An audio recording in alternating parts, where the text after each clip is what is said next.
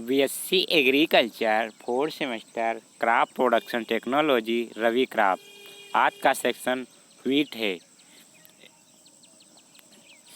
Common breed wheat यानी गेहूं का सामान्य नाम टिटिकम एस्टिवम होता है गेहूं का, तथा भारतीय बोना गेहूं टिटिकम स्पेरोकोकम होता है और गेहूं का उद्भव स्थल दक्षिण मध्य एशिया टर्की है। नेक्स्ट, सामान्य रोटी वाला गेहूं 2n = 42 गुणसूत्र होते हैं तथा यह हेक्साप्लॉइड होता है। मैक्सिकन बोना गेहूं यह ड्वार्फ व्हीट यह भारत में किसके द्वारा लाया गया तो नॉर्मन ई बोरलॉग के द्वारा लाया गया तथा यह विश्व में हरित क्रांति के जनक हैं। विश्व में गेहूं का सबसे ज़्यादा क्षेत्रफल रखने वाला देश भारत है। नेक्स्ट, विश्व में गेहूं के उत्पादन में द्वितीय स्थान पर कौन सा देश है तो वह भारत है और क्षेत्रफल में भारत। अच्छी प्रकार से गेहूं का दाना भरने के लिए तापक्रम की आवश्यकता होती है तो 23 से 25 डिग्री सेंटीग्रेड गेहूं के लिए अच्छी प्रकार से दाना भरने के लिए तापक्रम की आवश्यकता होती है। नेक्स्ट, गेहूं की बीज दर होती है तो 100 किलोग्राम बीज दर होती है गेहूं की बीज दर। सामान्य गेहूं में फसल में एनपीके का अनुपात रखते हैं 120, 60 अनुपात 30 किलोग्राम प्रति हेक्टेयर। डीएपी में एनपीके मात्रा पाई जाती है 18, 46, 0। नेक्स्ट, किसके मध्य संकरण से टिटिकल तैयार किया गया तो गेहूं गुड़े राई के मध्य टिटिकल तैयार किया गया। फ्लेरिस माइनर किस कुल से संबंधित है तो ग्रेमनी कुल से संबंधित है तथा यह गेहूं का एक प्रकार का खरपतवार है। इसका टेस्ट वेट 2 ग्राम रखते हैं गेहूं के मामा का। नेक्स्ट, हरित क्रांति किन फसलों में सबसे ज़्यादा सफल रही तो गेहूं एवं चावल में सबसे ज़्यादा सफल रही।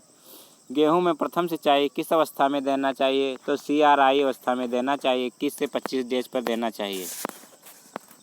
नेक्स्ट, गेहूं में किसके प्रयोग से फ्लेरिस माइनर का नियंत्रण संभव है तो आइसोप्रियूटान संभव है। मोस्ट इम्पोर्टेंट क्वेश्चन है।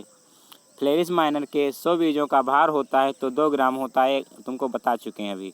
गेहूं अनुसंधान निर्देशालय कहाँ पर स्थित है तो वह करनाल हरियाणा में स्थित है। नेक्स्ट, नोवेल कैन का वैज्ञानिक नाम है तो सेकेरम ऑफिसिनेरम गन्ने का वैज्ञानिक नाम है।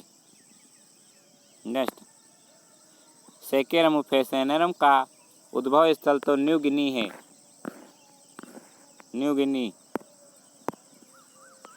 गिनी है। नेक्स्ट, गन्ने की उत्पादकता किस राज्य में सबसे ज़्यादा होती है तो वह तमिलनाडु में होती है। गन्ने का कृषिहर क्षेत्रफल व उत्पादन भारत के राज्य में सबसे ज़्यादा है तो वह उत्तर प्रदेश है। गन्ने का पुष्पक्रम कहलाता है तो एरोइंग कहलाता है। गन्ने की बढ़वार के लिए अनुकूल तापमान होना चाहिए तो 26 से 32 डिग्री सेंटीग्रेड। आलू के बढ़वार के लिए तापक्रम होना चाहिए। अखिल भारतीय गन्ना अनुसंधान कार्यक्रम कब शुरू किया गया था 1970 से 1971 में शुरू किया गया। 1970 से 1971 में। असली गन्ने की रोपाई कब की जाती है तो जुलाई अगस्त में की जाती है असली गन्ने की बुवाई। उगाने के लिए गन्ने के शीर्ष भाग का चपन करना क्योंकि इसमें प्रचुर मात्रा में पाई जाती है तो ग्लूकोज पाई जाती है तथा इसका गन्ने का 1/3 भाग बोया जाता है ऊपर वाला तथा इसके 2 आँख वाले टुकड़ों 35 से 40 हज़ार प्रति हेक्टेयर पड़ते हैं। गन्ने में शुगर के लिए कौन सा तत्व आवश्यक है तो पोटेशियम। गन्ने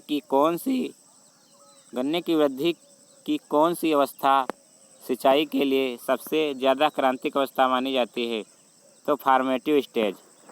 नेक्स्ट,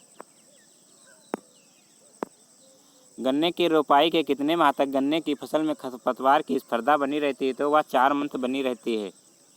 नेक्स्ट, गन्ने की फसवाल में खरपतवार नियंत्रण के लिए कौन सा खरपतवार नाशी का प्रयोग करते हैं तो सिमाजीन तथा एट्राजीन एलाफ्लोर। गन्ने का भयंकर रोग है मस्ट लाल सड़न रोग। गन्ने का भयंकर रोग है लाल सड़न रोग। सबसे ज़्यादा यही लगता है लाल सड़न रोग। नेक्स्ट, 1 हेक्टेयर भूमि में गन्ने की रोपाई है तो कितने सेट्स की आवश्यकता होती है? तो 35 से 40 हज़ार, वो भी 2 आँख वाले। नेक्स्ट, गन्ने की रोपाई की नाली विधि भारत के किस क्षेत्र में प्रचलित है? तो तटीय क्षेत्र में प्रचलित है। गन्ने की फसल में अधिक नाइट्रोजन देने से गन्ने के रस में शर्करा की मात्रा कम हो जाती है नाइट्रोजन देने से।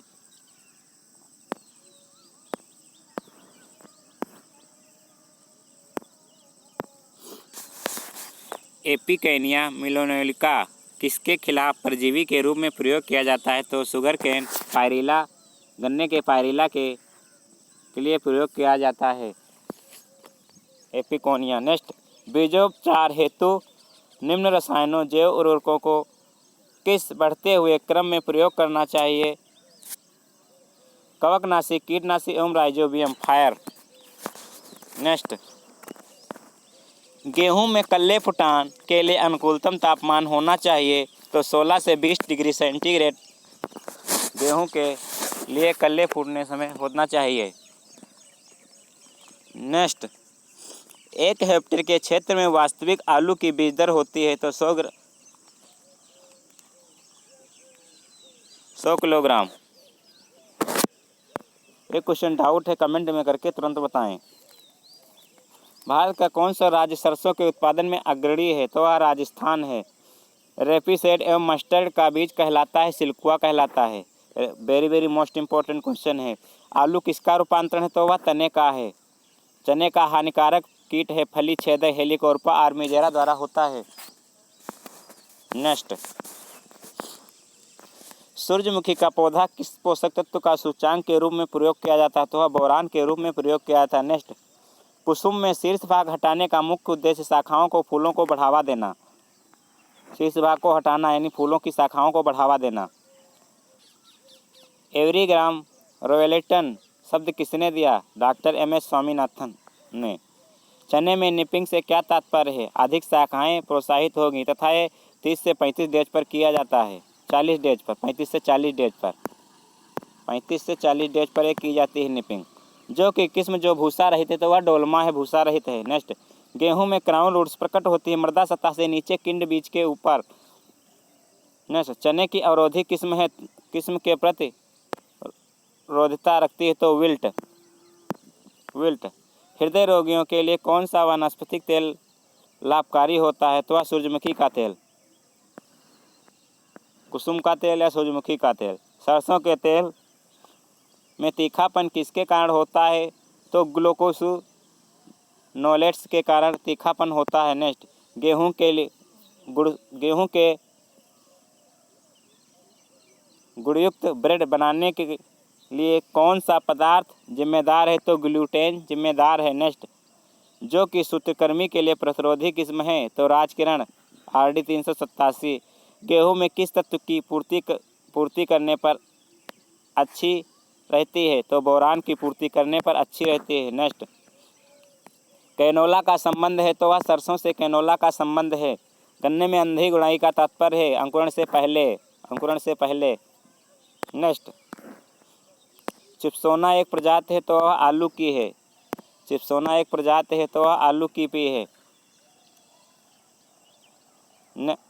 आज का सेक्शन यहीं तक, तब तक के लिए जय हिंद।